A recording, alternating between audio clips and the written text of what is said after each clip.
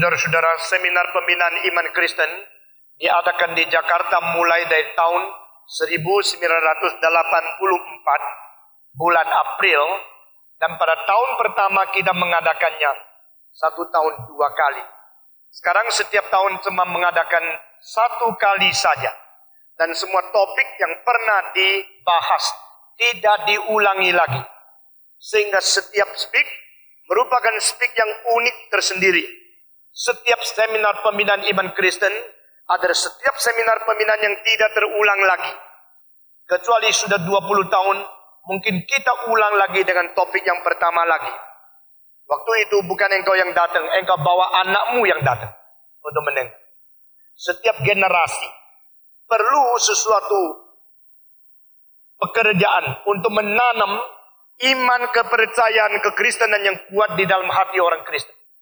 Setiap generasi harus bertanggung jawab atas kepercayaan kita di hadapan Tuhan dengan doktrin yang benar dan ajaran yang sesuai dengan Alkitab.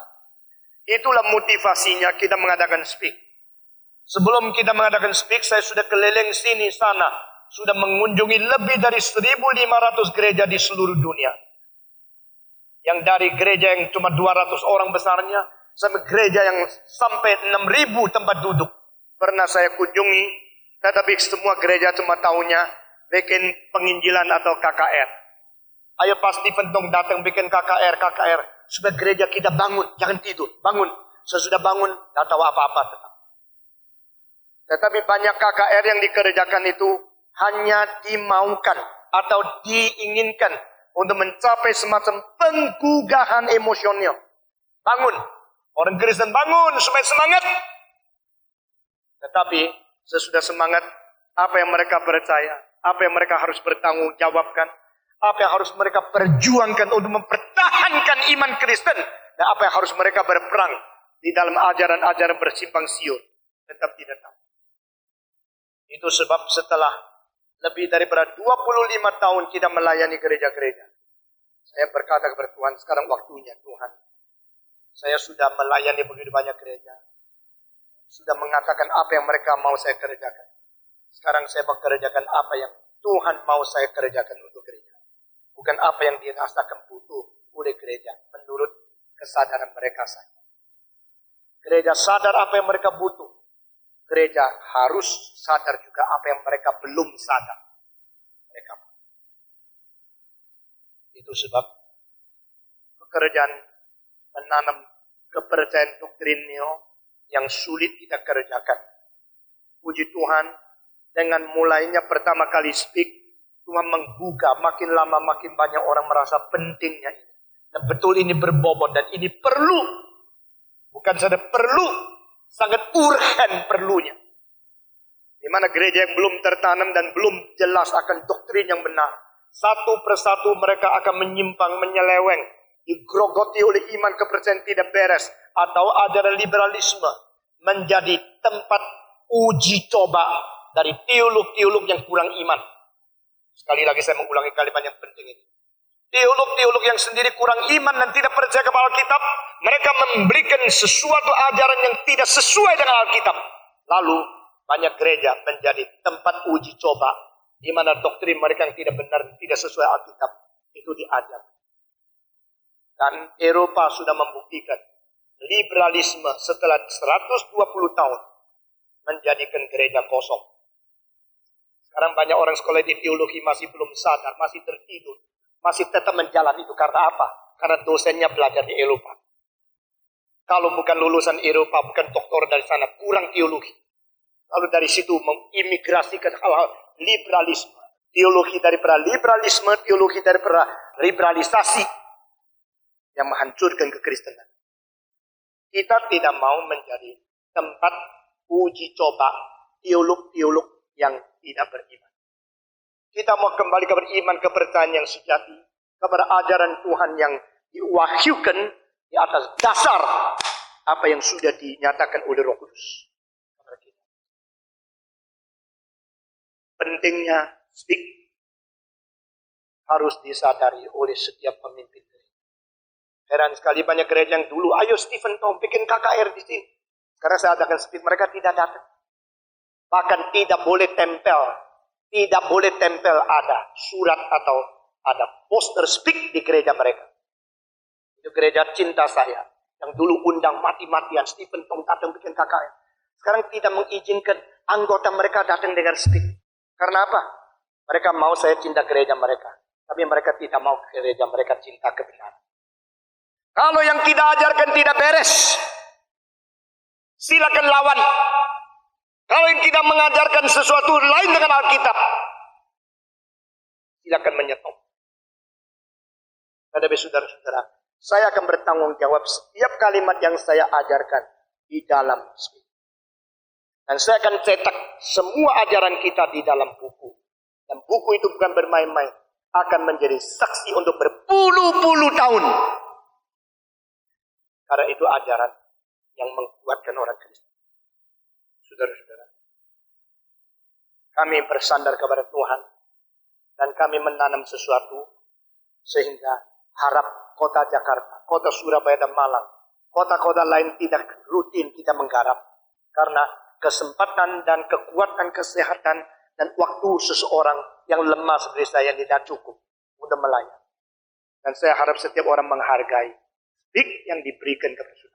Sebelum kita berdoa bersama-sama minta pertolongan dan kehadiran serta kepenuhan dari Roh Tuhan, kita bersama-sama kita membaca atau mengiklarkan iman rasuli. Aku percaya kepada Allah, Bapa yang Maha Kuasa, Khalik langit dan bumi, dan kepada Yesus Kristus, anaknya yang tunggal Tuhan kita, yang dikandung dari Roh Kudus, lahir dari anak darah Maria, yang menderita sengsara di bawah pemerintahan Pontius Pilatus, disalibkan, mati dan dikuburkan, turun ke dalam kerajaan maut, hari ketiga antara orang mati, naik ke surga, duduk di sebelah kanan Allah, Bapa yang Maha Kuasa. Dan dari sana ia akan datang untuk menghakimi orang yang hidup dan yang mati. Aku percaya kepada Roh Kudus, gereja yang kudus dan am, persekutuan orang kudus, pengampunan dosa, kebangkitan daging, dan hidup yang kekal. Mari kita berdoa bersama-sama untuk pertolongan Tuhan. Semua berdoa. Bapa di dalam surga, kami berterima kasih pada hari ini. Sekali lagi Tuhan membawa kami masuk ke dalam speak yang ke-11. Dari hari pertama kami minta pertolongan-Mu. Engkau yang menjadi berkat, Engkau yang menjadi Tuhan, Engkau yang menjadi sumber untuk memberikan pertolongan dan kekuatan pengertian kepada kami. Sehingga dari awal sampai akhir Engkau bertakhta di tengah-tengah kami. Roh-Mu yang kudus memberikan pengertian dengan pencerahan cahaya surgawi dan firman yang suci dan kekal ke dalam hati manusia. Tuhan, kami berdoa kiranya Engkau mengurapi hamba-Mu yang hina ini, tidak membiarkan dia sendiri, melainkan dengan kiriman Roh-Mu yang kudus yang memenuhi hati dia dan urapan dari surga dan kuasa sepenuhnya, dia boleh membawa firman yang jelas dan pengertian yang sesungguhnya kepada anak-anak-Mu. Dengar doa kami Tuhan, kami menyerahkan semua ini ke dalam tangan Tuhan, dalam nama Yesus Kristus, penebus dan juru selamat kami yang hidup. Amin. Di dalam iman rasuli yang baru kita baca tadi, hanya satu istilah muncul menyebut istilah nama Roh Kudus. Dengan didahului dengan kredo, aku percaya kepada Roh Kudus, disambung dengan gereja yang kudus dan am. Saudara-saudara, di sini kita melihat ini merupakan satu kepercayaan orang Kristen semenjak zaman rasuli. Ada tradisi yang mengadakan sebelum ke-12 rasul pencar mengabarkan Injil menurut amanat agung Yesus Kristus ke seluruh dunia. Mereka berjanji untuk berkumpul untuk kali terakhir. Dan di dalam kali terakhir sebelum mereka pergi, mereka berusaha menyumbangsi satu orang satu kalimat untuk membentuk seluruh kepercayaan orang Kristen untuk menjadi satu patokan di segala zaman. Lalu dari 12 rasul itu setiap rasul menyebutkan satu kalimat dan seluruh iman rasuli menjadi lengkap. Setelah sempurna menjadi satu standar kepercayaan yang harus dipercaya oleh gereja dari zaman ke zaman. Lalu pergilah mereka dengan pengetahuan tidak akan bertemu lagi di dunia.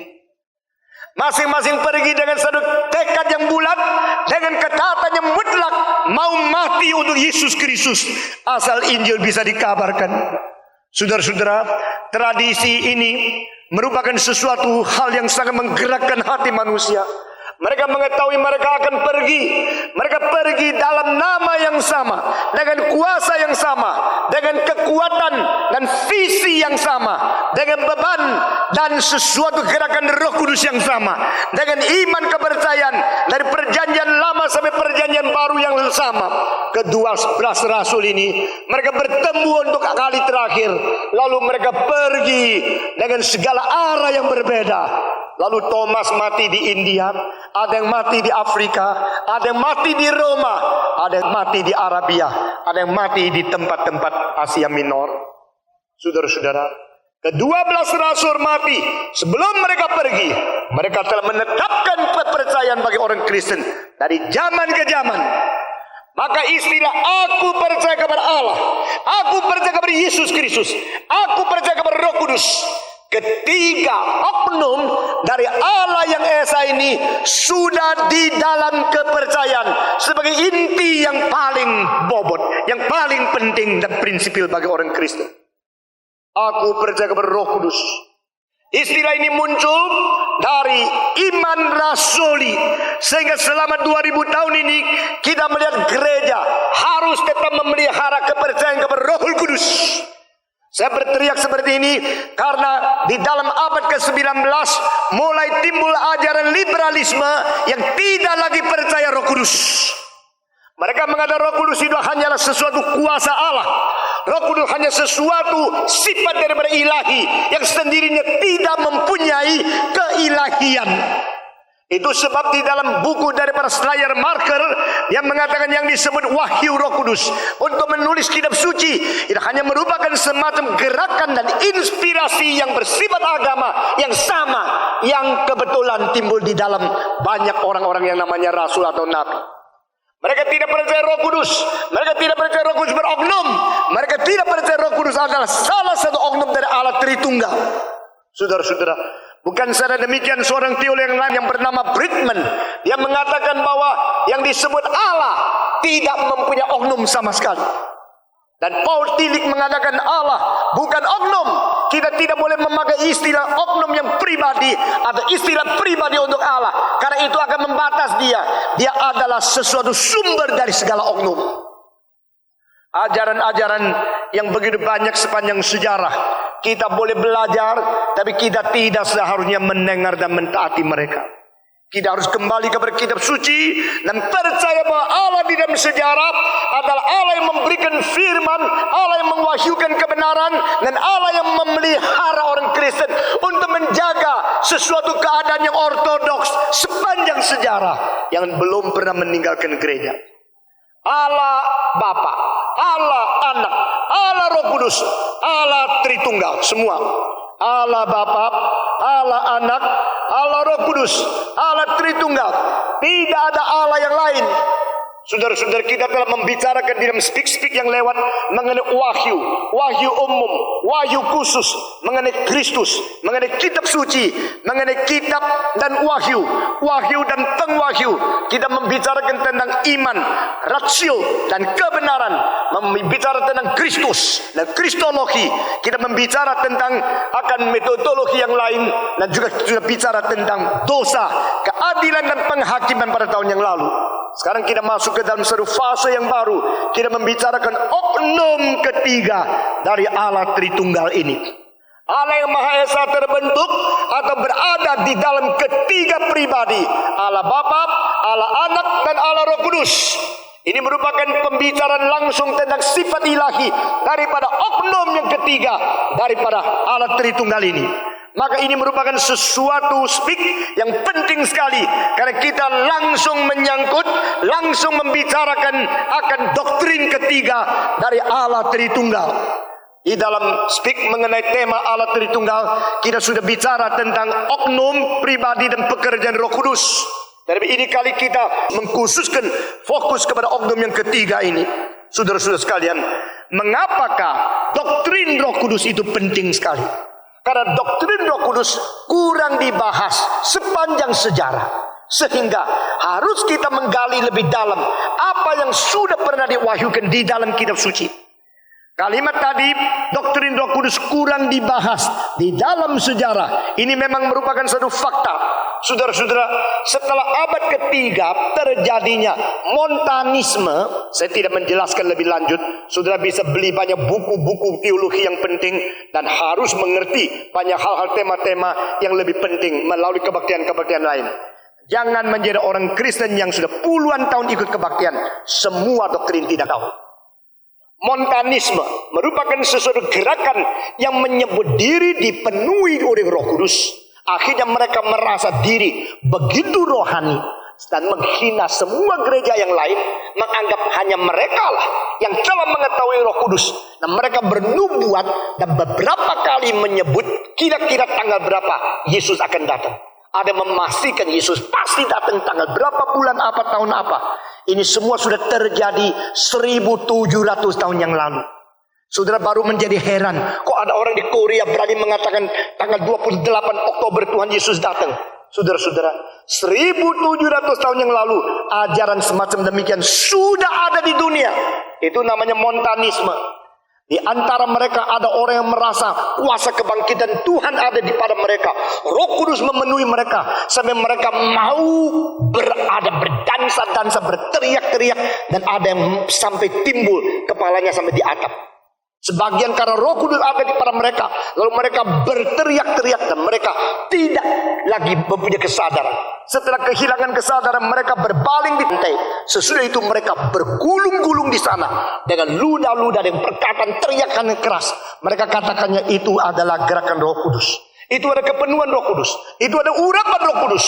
Dan di antaranya ada orang yang rasa karena Tuhan sudah panggil dia, dia mau menyatakan kuasa supernatural karena Roh Kudus ada pada dia, sampai dia loncat dari gunung, akhirnya mati.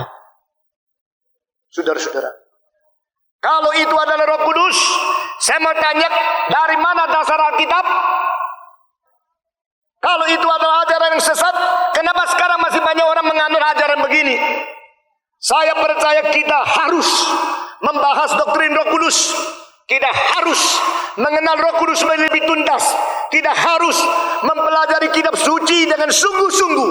Bukan hanya basa-basi, bukan hanya main-main, bukan hanya ikut-ikutan.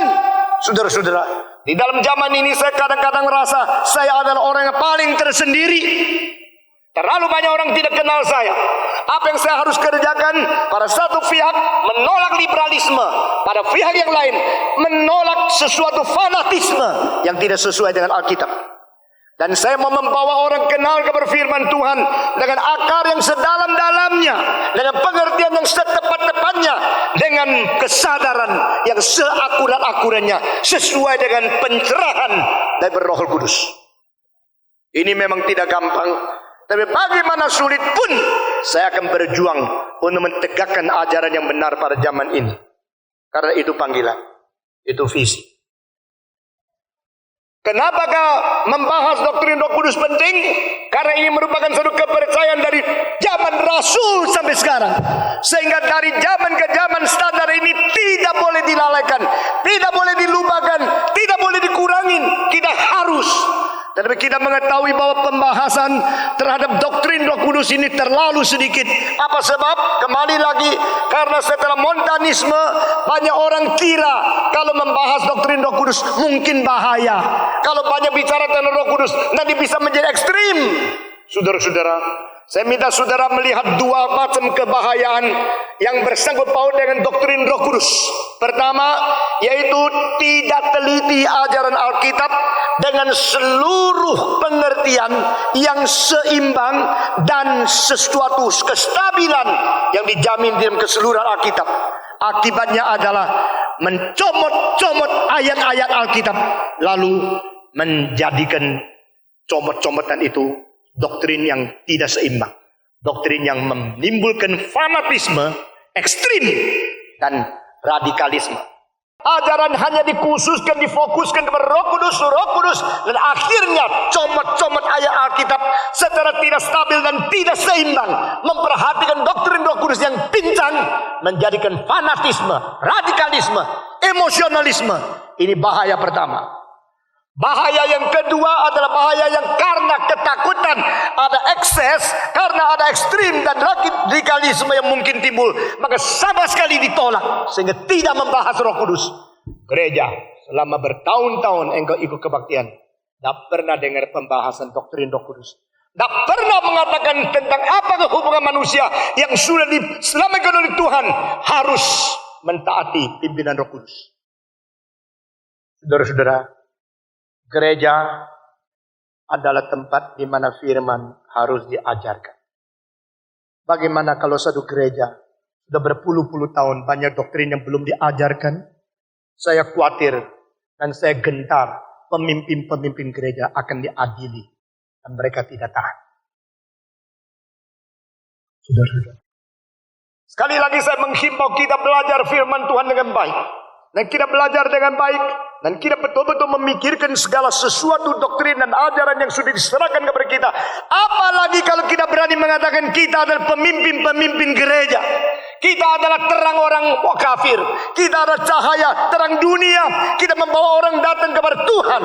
Jikalau betul-betul kita mempunyai kepercayaan, keyakinan semacam itu, biar kita sendiri belajar baik-baik, sehingga dari ajaran kita, dari jawaban kita, dari bimbingan kita, orang lain melihat mercusuar yang masih bersinar cahaya, bukan yang sudah padam. Sebagai pemimpin orang Kristen, saya harus bertanggung jawab kepada Tuhan. Sebagai pemimpin-pemimpin gereja, pendeta, majelis tua-tua, atau setiap guru sekolah minggu, dan pemimpin kelompok KTB dan sebagainya, saya menghimbau mari kita semua belajar baik-baik tentang firman. Kalau tidak, letakkan jabatannya. Barang siapa tidak melayani Tuhan dengan sungguh-sungguh dan dengan rendah hati, dia akan menjadi penghambat pekerjaan Roh Kudus. Doktrin Roh Kudus penting sekali. Selain ini adalah sesuatu standar di dalam iman kepercayaan sejak iman rasuli. Selain ini merupakan sesuatu oknum dari Allah Tritunggal, Allah yang Maha Esa. Kita melihat doktrin ini penting sekali karena ini merupakan Roh Kudus merupakan oknum di mana semua pekerjaan Tuhan harus melewati Dia baru digenapi.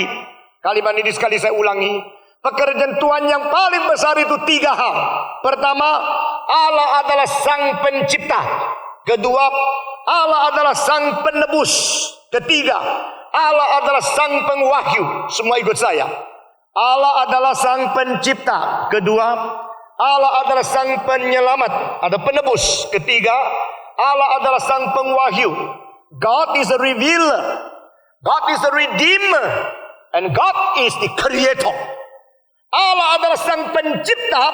Maka pada waktu Allah mencipta, Alkitab dalam halaman pertama, bagian pertama dikatakan, pada permulaan Allah menciptakan langit dan bumi, Roh Allah bekerja. Saudara-saudara, jadi Roh Kudus jangan dimengerti hanya sebagai sesuatu gerakan atau semacam gejala fenomena psikologis. Roh Kudus adalah Allah yang bekerja, dan ini sudah dibuktikan pada Fatsal pertama, halaman pertama, bagian pertama dari kitab suci. Saudara-saudara, waktu Allah mencipta, Roh Allah yang menggenapi pekerjaan itu, yang melaksanakan pekerjaan itu. Kedua, waktu Allah menebus, Allah mempersiapkan, Allah menakdir, dan Allah memberikan predestinasi. Kristus datang ke dalam dunia untuk menggenapi rencana yang sudah dipersiapkan, yang sudah disediakan oleh Allah, mati di atas kayu salib dan menggenapi akan rencana itu. Tetapi pada waktu keselamatan yang sudah digenapkan oleh Kristus dilaksanakan ke dalam pribadi, Roh Kudus yang menjalankan gerakan, Roh Kudus yang memberikan hidup, Roh Kudus yang memperanakan manusia kembali. You must be born again through the Spirit. You must be born of the Spirit from above. Engkau perlu diperanakan pula dari atas. Engkau diperanakan pula oleh Roh Kudus. Barang siapa yang tidak diperanakan pula oleh air dan Roh Kudus tidak bisa masuk dalam kerajaan Allah. Saudara-saudara, di sini kita melihat di dalam ciptaan Roh Kudus berperan. Di dalam menebus Roh Kudus berperan. Dan ketiga, in Revelation, pada waktu Allah mewahyukan diri, memberikan kebenaran kepada manusia, Dia mewahyukan manusia melalui inspirasi yang dikerjakan oleh Roh Kudus. Waktu Roh Allah berada pada nabi, pada waktu Roh Allah berada pada rasul-rasul, maka mereka digerakkan, mereka diberikan inspirasi, mereka mendapatkan wahyu Allah, tulis, dan apa yang diwahyukan menjadi kitab suci. Saudara-saudara, di sini kita melihat 3 pekerjaan yang paling penting dari Allah. Semua dikerjakan melalui oknum yang ketiga. Ciptaan melalui Roh Kudus, Allah mencipta. Penebusan melalui Roh Kudus, Allah memberikan hidup baru. Wahyu melalui Roh Kudus, Allah menurunkan firman ke dalam dunia. Siapa bilang Roh Kudus tidak penting? Siapa bilang kita boleh tidak mengenal Roh Kudus? Doktrin Roh Kudus penting karena Roh Kudus melaksana semua pekerjaan Allah. Ketiga, Roh Kudus itu penting sekali, dan doktrin Roh Kudus ini penting sekali karena Roh Kudus merupakan yang menurunkan firman menjadi wujud di dalam 2 bentuk. Melalui Roh Kudus, firman itu terwujud di dalam sejarah. Melalui Roh Kudus, firman menjadi daging. Melalui Roh Kudus, firman itu menjadi kitab suci. Saudara-saudara, saya tidak akan menggabungkan ketiga, jadi khotbah di dalam kedua yang besar seperti karbat. Saya akan mengatakan 2 hal yang penting. Roh Kudus menurunkan firman dari surga ke dalam dunia, maka firman menjadi bentuk daging, yaitu Yesus Kristus, menjadi bentuk tulisan, yaitu kitab suci. Saudara-saudara, in the incarnated form, that is the physical body of Jesus Christ. In the writing form, that is the written Bible. Saudara-saudara, di dalam bentuk tubuh jasmania, itu namanya Yesus Kristus. Di dalam bentuk tulisan, itu namanya kitab suci. Kedua ini merupakan pekerjaan Roh Kudus yang turunkan firman ke dalam dunia. Jikalau tidak ada pekerjaan Roh Kudus, di dunia ini tidak ada firman. Di dalam dunia ini tidak ada Kristus yang inkarnasi. Jikalau tidak pekerjaan Roh Kudus, tidak ada pekerjaan yang lain bisa menggantinya. Hanyalah Yesus Kristus yang dilahirkan dalam dunia melalui Roh Kudus.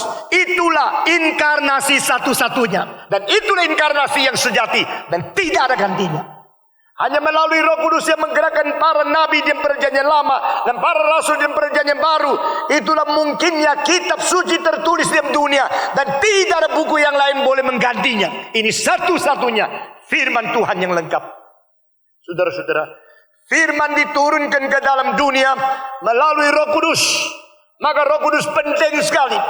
Jikalau tidak ada pekerjaan Roh Kudus, tidak ada firman yang berada di dalam sejarah. Tidak ada pengantara yang berada di tengah-tengah manusia dan Allah yang pernah menjadi bentuk daging. Inkarnasi hanya 1 kali. Kitab suci hanya 1 buku. Dan kedua hal ini menjadikan kita mengenal dan kembali kepada Allah. Kedua-duanya hanya melalui Roh Kudus terwujud di dalam sejarah. Mengapakah doktrin Roh Kudus ini penting sekali? Karena hanya melalui Roh Kudus manusia mendapatkan hidup yang kekal. Saudara-saudara, pemberi hidup dan pelepas kita daripada kuasa dosa dan maut. Ini adalah pekerjaan Roh Kudus. Dia adalah pemberi hidup dan pelepas kita daripada dosa dan kuasa maut. Ayat ini terdapat di dalam Roma pasal 8 ayat kedua. Dia ada roh yang memberikan hidup, dan dia ada roh yang melepaskan kita daripada kuasa dosa dan kuasa maut. Saudara-saudara, di sini bedanya orang Kristen dan orang yang belum Kristen. Mereka yang belum Kristen pada satu hari mungkin menjadi orang Kristen jika pekerjaan Roh Kudus ini bekerja di dalam diri mereka.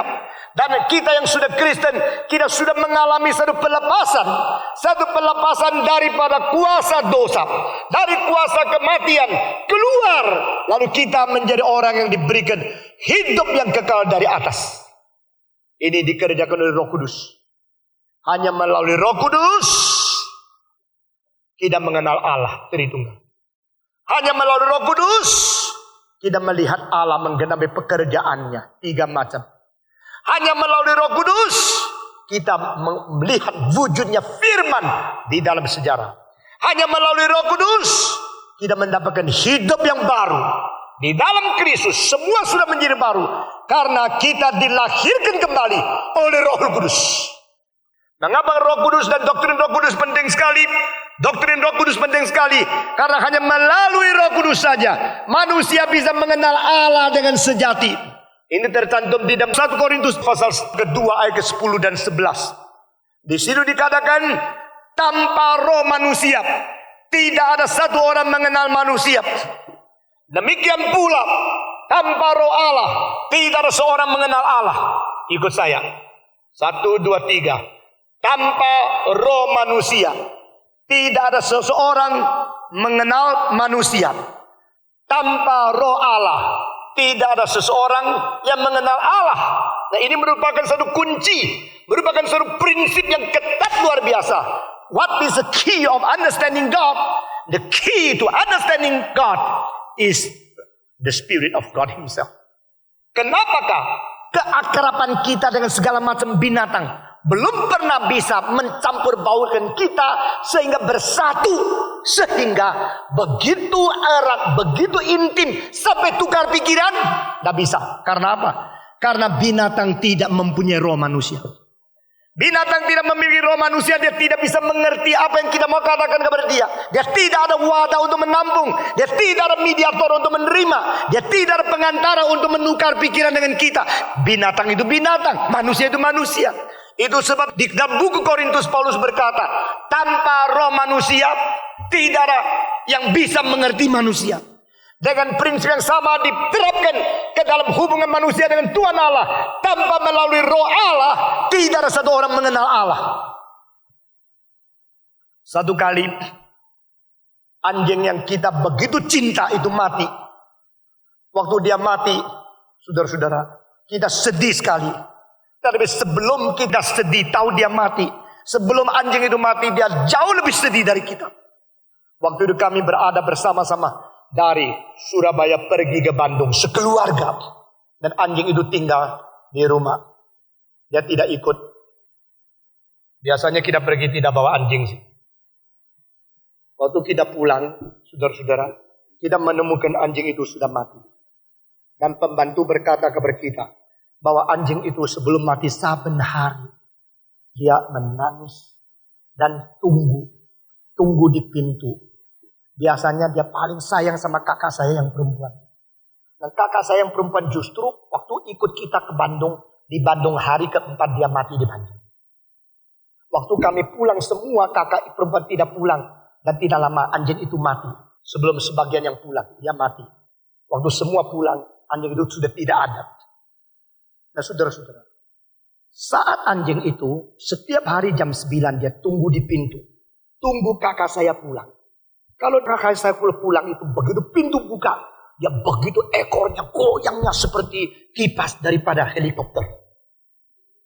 Dia berjenggong-jenggong senang sekali dan begitu menikam ke depan. Saking sayangnya sama kakak saya. Lalu pentabisan pendeta Kaleptong selesai. Itu 25 tahun yang lalu. Lebih daripada 24 tahun. Lalu kami pulang. Kakak kami mati di Bandung. Sudah. Sebagian pulang dulu, sebagian masih di sana. Saya waktu pulang anjing itu belum mati. Tapi dia sedih luar biasa.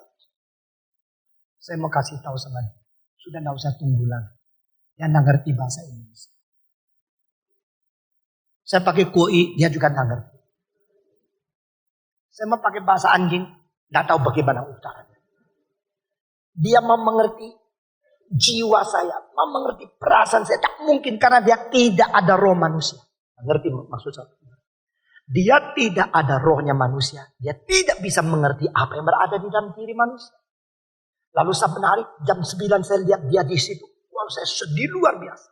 Sedih luar biasa melihat. Karena dia di situ setiap kali buka pintu dia lihat bukan orangnya. Langsung dia turun dengan kepala dan ekornya masuk ke dalam kursi sama keluar. Beberapa hari lagi dia mati, pergi dari langit. Sedih luar biasa. Tidak ada komunikasi, tidak ada kemungkinan untuk mengerti. Karena apa? Tidak ada roh yang menjadi pengantara saya dengan dia. Kalau binatang tidak mengerti manusia karena tidak memiliki roh manusia, manusia juga tidak mengerti Allah kalau tidak mengerti melalui roh Allah. Itu arti dari ayat. Tanpa roh Allah tidak ada seorang mengerti Allah. Manusia bisa mengenal Allah karena roh Allah rela menyatakan sesuatu kepada manusia. Dan roh itu mengetahui bagaimana berkomunikasi dengan manusia. Itulah sebabnya sebelumnya Allah telah mencipta manusia dengan peta dan teladan Allah sendiri. Itu sebab manusia mempunyai sifat rohani. The spirituality in man is the potential to understand God. And that is the place where Spirit of God works to communicate the revelation of God to man. Saudara-saudara, kalau manusia tidak dicipta menurut peta dan teladan Allah, manusia tidak mempunyai fase atau mempunyai aspek rohania, manusia tidak mungkin menampung segala sesuatu wahyu Allah yang bersifat rohania.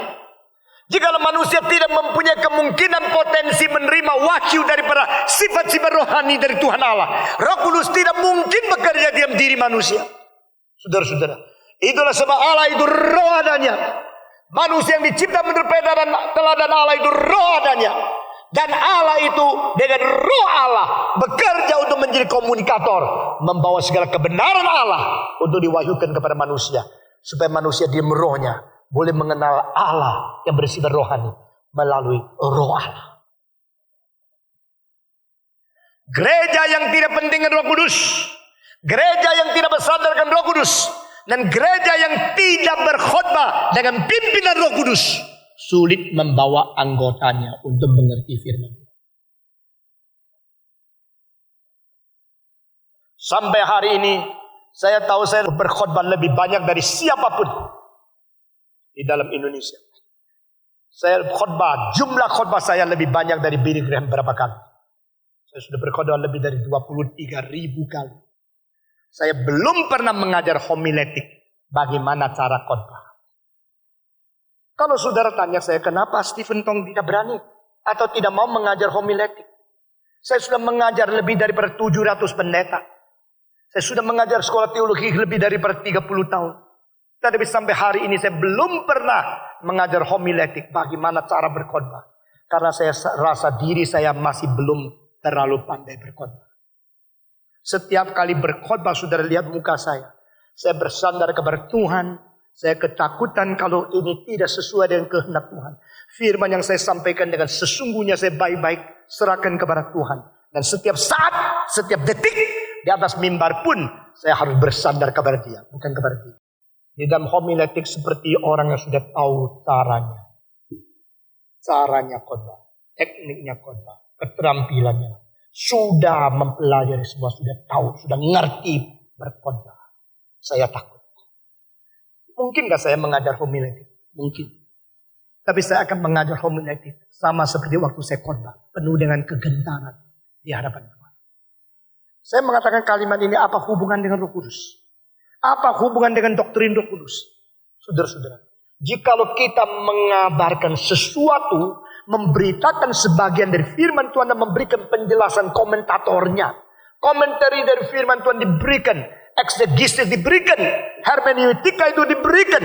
Pada waktu kita sedang mengkupas kitab suci, jangan lupa kita sedang menyampaikan firman yang sudah diwahyukan Roh Kudus, yang sekarang akan diajarkan oleh Roh Kudus kepada pendengar. Kita hanya menjadi penyambung lidah saja.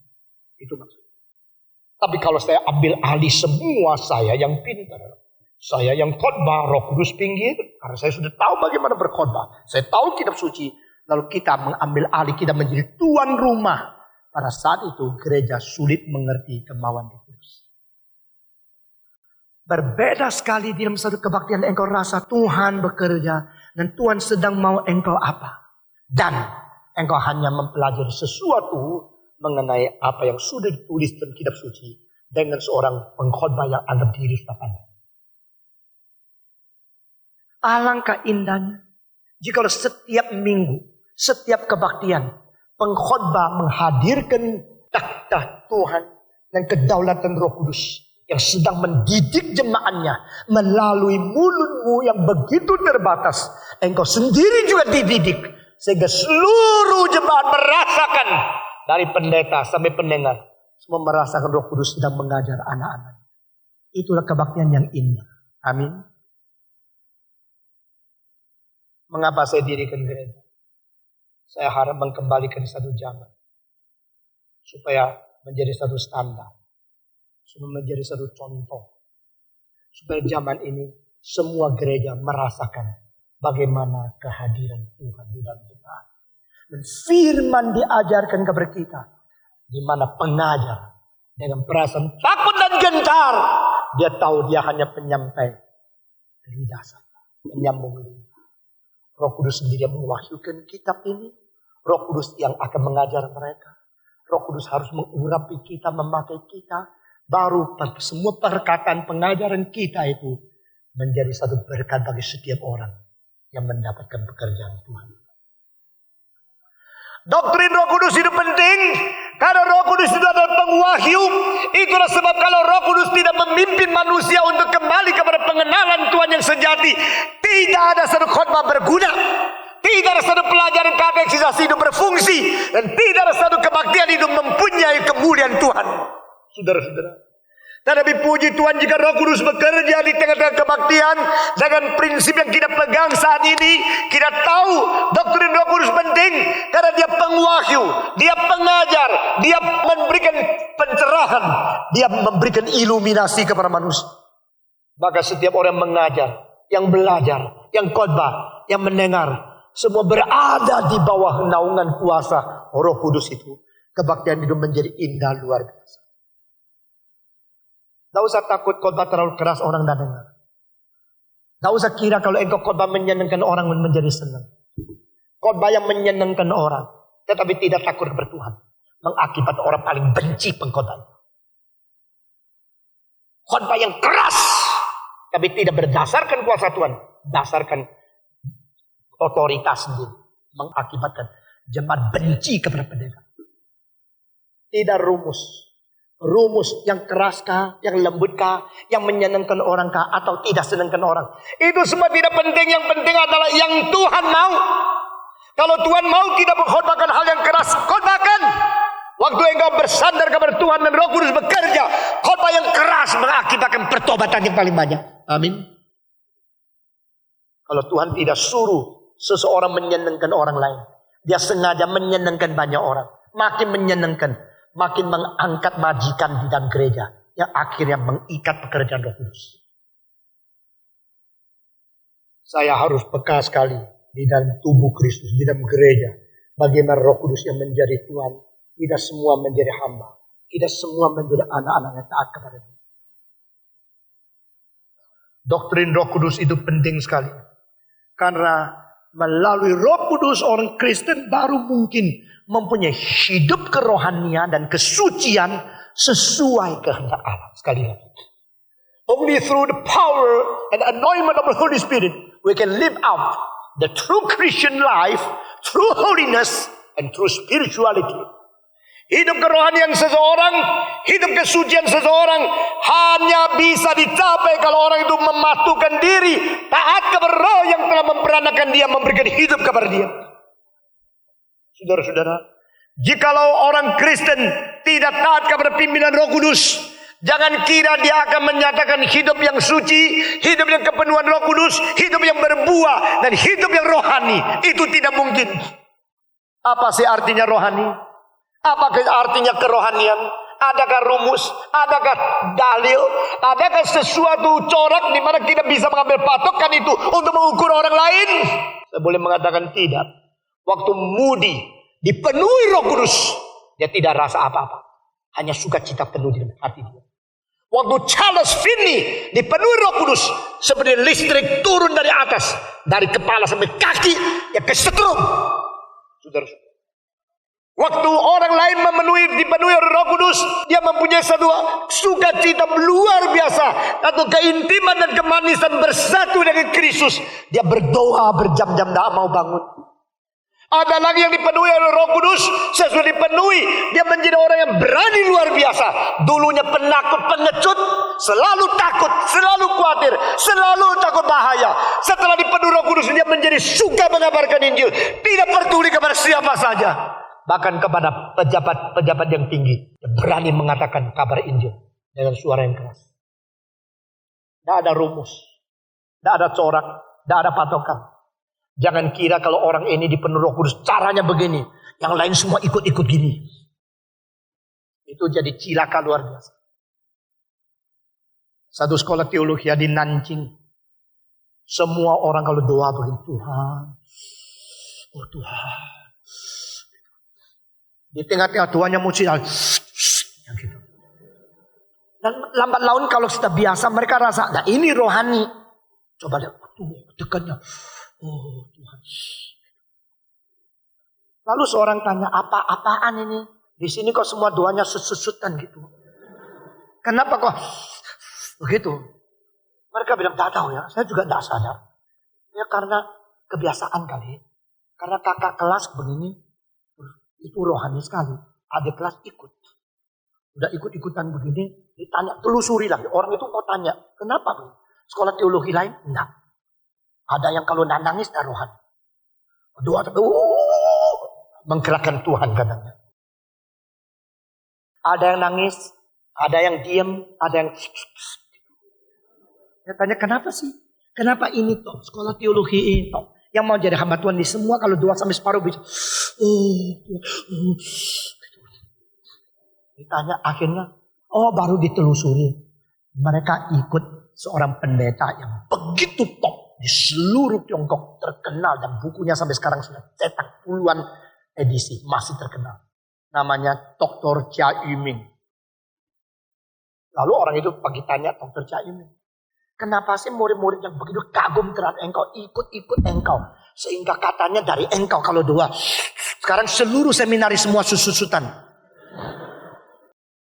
Wah cilaka dia bilang. Memang saya kalau doa kadang-kadang mesti susut. Kenapa sih? Ya bang gini loh, gigi palsu saya itu waktu masih muda persis, sesudah tua saya kurus, sesudah kurus doa separuh mau jatuh saya gini baru bisa cekat. Aduh cilaka dia. Masa murid saya semua ikut-ikut gitu? Iya. Kalau persekutuan doa Biston itu semua dari kamu. Aduh suruh mereka jangan ikut. Kalau ndak sud juga ndak apa-apa. Orang giginya baik-baik kok susut berapa? Saya perlu ini karena gigi saya mau jatuh. Itu bisa dekat kembali. Saudara-saudara, apakah karena Stephen Tonggal khotbah musik keras begini? Engkau kira kalau orang dipenuhi Roh Kudus harus begini? Ndak usah. Jangan ikut saya. Engkau adalah engkau, dia adalah dia, saya adalah saya. Semua 1, 2, 3. Engkau adalah engkau. Yang bisu tidak usah dah. 1, 2, 3. Engkau adalah engkau, dia adalah dia, saya adalah saya. Perkembangkan dirimu sesuai pimpinan Tuhan atas dirimu sendiri, secara pribadi, secara personal, secara individu, secara berbeda. Sehingga engkau betul-betul berkembang menurut pimpinan Tuhan. Sekali lagi saya berkata, Charles Finney waktu dipenuhi Roh Kudus seperti kesetrum. Tapi Dial Moody tidak. Semua orang lain dipenuhi Roh Kudus semua lain. Akibat pelayanan pun lain. Jangan kira orang bisa menarik puluhan ribu, ratusan ribu. Itu pasti ada Roh Kudus. Orang pendetanya nak maju-maju gerejanya, itu pasti ada Roh Kudus. Jangan begini. Ada orang dipenuhi Roh Kudus satu kali. Waktu dia khotbah 3.000 orang bertobat. Siapa? Petrus, betul. Yang jawab betul. Yang jawab, tidak jawab mungkin juga betul, tapi tidak jawab. Satu kali khotbah 3.000 orang bertobat. Greg Tingson dari Manila mengatakan, Petrus khotbah satu kali 3.000 orang bertobat. Pendeta sekarang khotbah 3.000 kali, tidak ada satu yang bertobat. Tetapi saudara-saudara, Petrus dipenuhi Roh Kudus, khotbah satu kali 3.000 orang bertobat. Stefanus dipenuhi Roh Kudus, khotbah satu kali. Berapa yang bertobat? Dapat 3.000 orang? Enggak. Dapat 3.000 batu. Betul nggak? Sama-sama dipenuhi Roh Kudus. Sama-sama dipenuhi Roh Kudus. Yang dipenuhi Roh Kudus Petrus. Yang dipenuhi Roh Kudus juga adalah Stefanus. Yang berkhotbah tentang Yesus tersalib, dia juga berkhotbah tentang Yesus tersalib. Petrus khotbah Yesus bangkit dari kematian. Stefanus juga khotbah Yesus bangkit dari kematian. Tetapi selesai khotbah Petrus yang dipenuhi Roh Kudus, 3.000 orang hatinya tertusuk, tergerak. Mereka bertobat dan menerima Yesus. Tetapi setelah Stefanus khotbah yang sama dengan Roh Kudus yang memenuhi dia, sama khotbahnya tentang Yesus yang mati dan bangkit, 3.000 orang bukan bertobat. 3.000 orang mengkeraskan hati. Lalu mereka melempar batu, mematikan. Lalu engkau mengatakan, oh, kalau ada Roh Kudus itu loh di Korea. Kalau di sini tidak ada. Kalau ada Roh Kudus itu yang bisa teriak-teriak. Kalau tidak teriak, enggak. Jangan sembarangan mengikat Roh Kudus di dalam kotak-kotak pengalaman pribadi yang berbeda. Orang doa yang itu rohani. Tapi waktu engkau mungkin gigi sakit. Ada orang lain waktu dia rasa Tuhan besar sampai tidak bisa tahan. Itu Roh Kudus. Tapi ada orang yang tidak ada perasaan apa-apa. Itu pun mungkin Roh Kudus.